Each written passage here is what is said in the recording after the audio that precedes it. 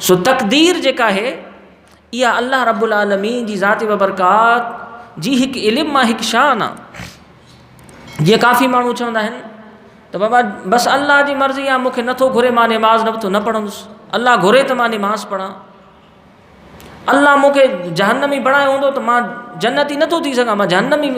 यानी तक़दीर सां इहे मामला जुड़ियल न आहिनि। असल दरअसल ही ॻाल्हि ईअं त जॾहिं बि हिकु उस्तादु हूंदो आहे 20 शागिर्दनि खे पढ़ाईंदो आहे, सॼो साल उन्हनि खे पढ़ाईंदो आहे, सॼो साल उन्हनि जी तबियत ऐं उन्हनि जे इल्म खां उहो उस्तादु वाक़िफ़ु थी वेंदो आहे। इम्तिहान अचण खां पहिरीं उस्तादु अॻकथी कंदो आहे, इम्तिहान अचण खां पहिरीं उस्तादु अॻकथी कंदो आहे। कहिड़ी?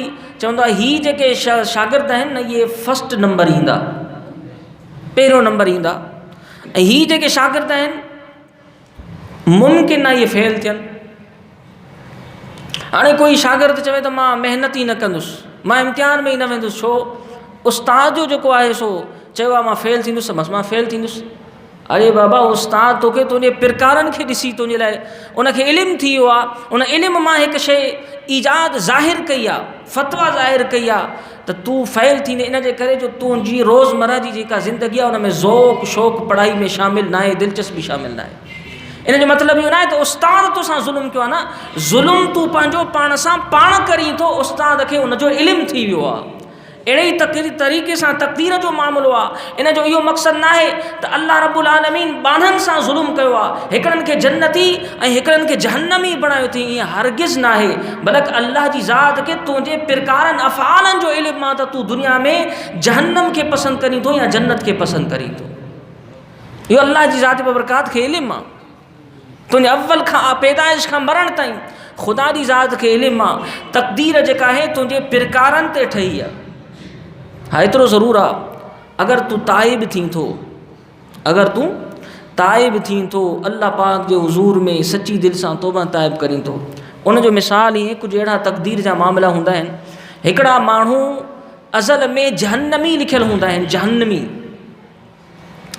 दुनिया में उन्हनि खे तव्हां ॾिसंदव चोरियूं कंदा, शराब पीअंदा, ज़ुल्म कंदा, ज़नाऊं ऐश इशरत जहन्नमिन वारा कमु कंदा, नमाज खे रोज़े खे तर्क कंदा, दीन इस्लाम जी मुखालिफ़त कंदा, हिननि जी ज़िंदगी हलंदी रहंदी। इत्तिफ़ाक़ सां उन्हनि जी मुलाक़ात के अल्लाह जे नेक सालेह बाने सां थींदी आहे ऐं उहो उन्हनि खे नसीहत कंदो आहे, हू उन्हनि सां सोहबत कंदा आहिनि, मुहबत कंदो आहे उहो शख़्स, ऐं अल्लाह जो बानो उनखे नसीहत कंदो आहे, तंबीह कंदो आहे, ऐं हू नसीहत खे जॾहिं क़बूल कंदो आहे ऐं नसीहत खे ॿुधण जे लाइ उन अल्लाह जे दोस्त जे तरफ़ पंध कंदो आहे। अल्लाहु अकबर, अल्लाह एॾो रहमान ऐं रहीम आहे। अल्लाह तबारक व तआला फौरी तौर ते उन पंहिंजे नेक बाने जी मजलिस में वञण जी बरकत सां उन जी तक़दीर खे तब्दील करे छॾींदो। एतिरो रहमान ऐं रहीम आहे, उन जी तक़दीर खे तब्दील कंदो आहे। कीअं? पहिरियों हू जहन्नमिन वारा कमु कंदो आहे, जहन्नमी हूंदो आहे, अल्लाह बाद में उन जी तक़दीर में जन्नती लिखी छॾींदो आहे। फौरी तौर ते उन जी ज़िंदगी में इनक़िलाब अची वेंदो आहे। उहो शख़्स नमाज़ पढ़णु शुरू कंदो आहे, नबी अलैहिस्सलातु वस्सलाम जे तरीक़े ते हलणु शुरू कंदो आहे। तॾहिं कंहिं अल्लाह जे वली चयो आहे, यक ज़माना सुहबत बाओलिया बेहतर सद साल तात बेरिया, निगाह वली में वो तासीर देखी बदलती हज़ारों की तकदीर देखी। अहलुल्लाह जी निगाह में अहिड़ी तासीर ॾिठी से हज़ारा माण्हुनि जी तक़दीर खे बदिलजंदे ॾिठोसीं। दुनिया में जहन्नमिन वारा कमु कंदा हुया, अहलुल्लाह जी तवज्जो सां, निगाह सां, उन्हनि जी सोहबत सां अल्लाह रब्बुल आलमीन उन्हनि जी ज़िंदगी में उहो इनक़िलाब पैदा करे छॾियो, जन्नतिन वारा कमु करणु शुरू कयनि। मज़ीद वीडियोज़ के लिए हमारा यूट्यूब चैनल सब्सक्राइब करें और बेल आइकन पर क्लिक करें।